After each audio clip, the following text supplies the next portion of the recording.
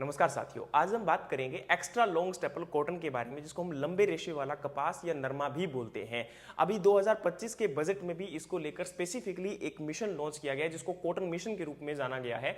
इसके अंदर extra long staple cotton जो है उसको प्रोडक्टिविटी को बढ़ाने के लिए स्पेसिफिकली बजट जो है लॉन्च किया गया है। अब ये इतना इंपॉर्टेंट क्यों है, तो सबसे पहले बता दूं कि रेशे के आधार पर हमारे कॉटन को, नरमे को 3 प्रजातियों में विभाजित किया गया है। एक होता है शॉर्ट स्टेपल कॉटन, एक होता है मीडियम स्टेपल कॉटन और एक होता है जी लॉन्ग स्टेपल कॉटन, यानी कि सबसे लंबे रेशे वाला नरमा या कपास।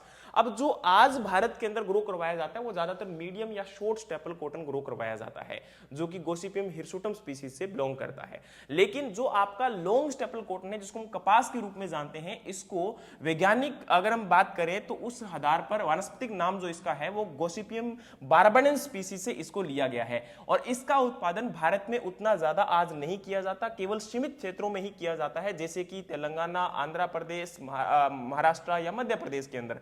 लेकिन वर्ल्ड में इसका उत्पादन इजिप्ट, चाइना, ऑस्ट्रेलिया, पेरू और यूएस जैसी कंट्रीज में किया जाता है।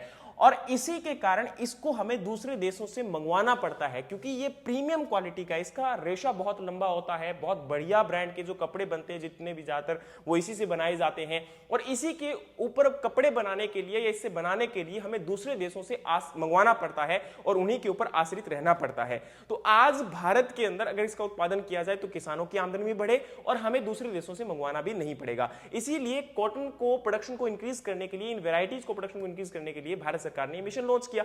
लेकिन इसका उत्पादन भारत में इतना ज्यादा क्यों नहीं होता? क्योंकि इसका कारण है, एक तो सबसे बड़ा कारण इसका है कि इसका उत्पादन लगभग 7 से 8 क्विंटल ही पर एकड़ होता है। लेकिन जो आपका मीडियम स्टेपल कॉटन होता है उसका उत्पादन लगभग 10 से 12 क्विंटल हो जाता है।